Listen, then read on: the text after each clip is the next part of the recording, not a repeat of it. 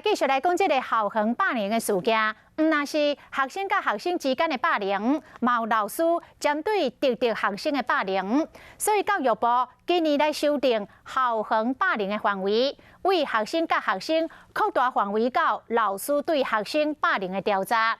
结果教师团体出来抗议过，讲有的老师管教较严，真有可能就去学生讲是霸凌，要求教育部都要取消这个法条。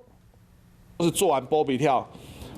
差一点横纹肌溶解的图。小孩的背后有老师、同学一起辱骂。为着要防止学校内底发生霸凌的事件，教育部即马将校园霸凌防治准则当中的学生对学生扩大到老师、教职员等等，并且推出记名加无记名的问卷，内底阁增加老师对学生的霸凌调查。 这煞引起教师团体的不满。它最大的问题就是管教跟霸凌这边的一个界限是很模糊的，是没有办法去分清楚的哦。教师团体咧讲，参照问卷当中，我曾经捌去老师恶意恐吓，我曾经捌去老师口水，或者是踢球等等的问题，有可能滚生笑，原来会去当作是误会，或者是将管教误解做霸凌，因要求教育部都应该爱取消。这个问卷呢，还在草拟的阶段中。